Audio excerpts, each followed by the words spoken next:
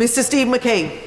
Thank you, Madam Deputy Speaker. I was saying, can I begin by congratulating the honourable gentleman for Harrow East. I'm very pleased that his homelessness reduction bill has made progress.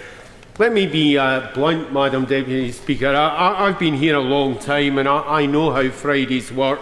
In fact, I was in a previous life the government whip on Fridays, so I've got a fair idea what to expect.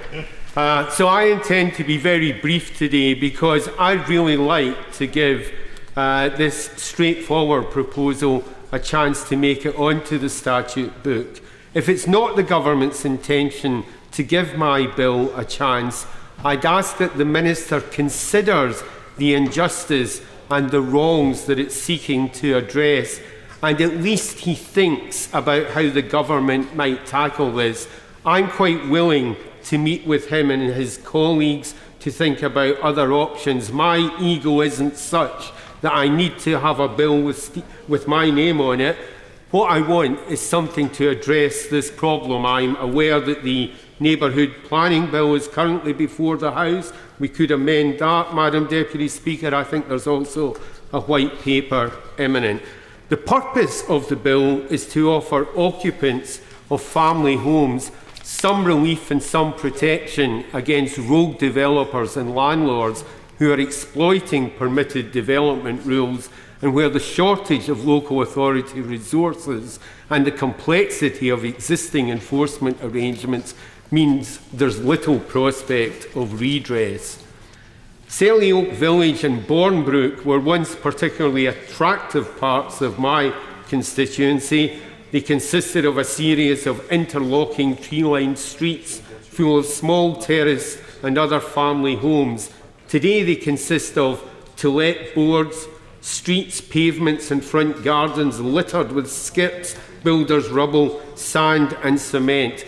All day and at the weekends, there's the noise of building works as developers knock up extensions of various shapes and sizes in an effort to convert family homes into 5, 6, 8, 10 and 12 bedroom houses of multiple occupation.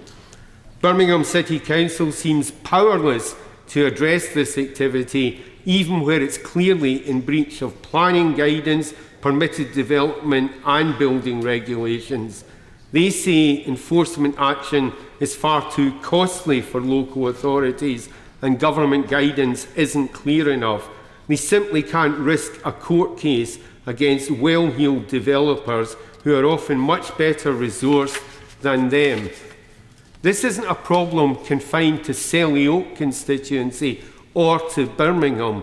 It's an issue which affects towns and cities across the country. The Minister may even have come across it in Nuneaton. Anywhere with a student population, a transient workforce or a high demand for temporary accommodation is being affected in the same way. One example is the case of my constituents, Mr. and Mrs. White, a retired couple who have lived for many years and brought up their children in the family home. A developer bought the house next door and promptly commenced an extension that has effectively changed their detached home into a semi-detached property as the roof extension expanded to sit in the top of the roof and guttering of their home. The council failed to take enforcement action despite the work commencing without any approval because the developer claimed the work was within permitted development rights. In reality, he went well beyond any rights he had. A surveyor's report indicated damage to their external wall, severe damage. It's cost them thousands of pounds in court fees, and despite winning their case and being awarded costs, they haven't yet received a penny, and the illegal extension is still in place. Another constituent, Mrs. O'Sullivan, complained that work on an extension included digging up the foundations in a shared alleyway. The council concluded that the requirement to take into account whether any breach unacceptably affects public amenity or the use of land and buildings which should be protected in the public interest meant that a court case was simply too costly and too risky. In Gristhorpe Road, the Britannia Group continue to build extensions designed to convert existing homes into 8-bedroom properties without planning permission and under the guise of permitted development. Not surprisingly, as they get away with it, so other developers are doing the same in the same street and adjacent roads. In one development, cowboy builders demolished the chimneys and gas flues of the elderly couple next door, exposing them to the risk of serious carbon monoxide poisoning.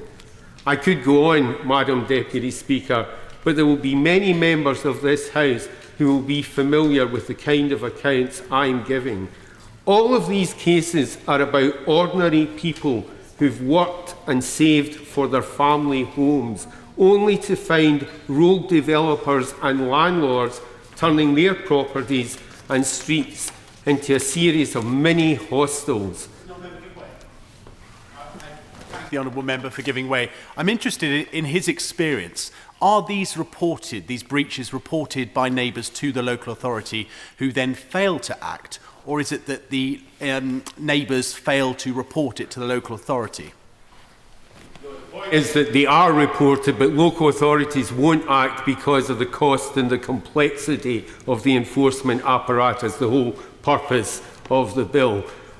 So as I say, their streets are being converted into mini hostels, and as the value of their properties plummet, so the developers move in to snap them up and the cycle begins again. Now I want to make it clear, Madam Deputy Speaker, I'm not arguing against permitted development where someone wants to add a conservatory, an extra bedroom, a kitchen extension or some other modification to their property. Nor am I arguing that conversion to flats of previous commercial properties, such as office blocks, is wrong. I am arguing that the systematic abuse of permitted development by rogue developers converting family homes into 5, 6, 8 and 12-bedroom HMOs is destroying the character of whole neighbourhoods, reducing the number of family homes and damaging existing properties. In passing, I also wonder about the safety of these extensions given the cowboy builders that are so often employed. We need cheaper, effective enforcement powers so that cash-strapped local authority planning departments can counter the unintended consequences of permitted development. Birmingham City Council claims that the current guidance isn't clear and that many agents and individual owners aren't sure about what they can and cannot build. But not surprisingly, those who advise them always err on the side of ever greater expansion. This bill calls for 4 things. First, it calls for monitoring and inspection arrangements to be put in place by local authorities to ensure that developers are complying with the Town and Country General Permitted Development England Order 2015, and for an opportunity for those affected by such development to request an inspection. Second, it calls for a simple complaints procedure to adjudicate on breaches of permitted development rights and an enforcement plan for tackling such abuse. Third, it allows local authorities to impose a financial penalty on a developer whose alterations are found to have exceeded entitlements under permitted development rights and or created a structure or conditions with an adverse impact on the property or enjoyment of the property belonging to another person. These penalties are modelled on those the government has already introduced in its recent Housing and Planning Act to deal with rogue landlords. Finally, it calls on the Secretary of State to lay a report before each House on compliance of developers with the Town and Country Planning General Permitted Development England Order 2015 and to comment on the monitoring, investigations and complaints process.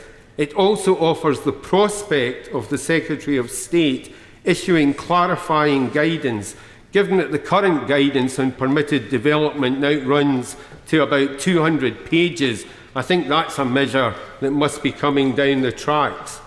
For the sake of Mr. and Mrs. White and the thousands of other innocent homeowners like them, I urge the Minister and members of this House to support this bill. Kevin.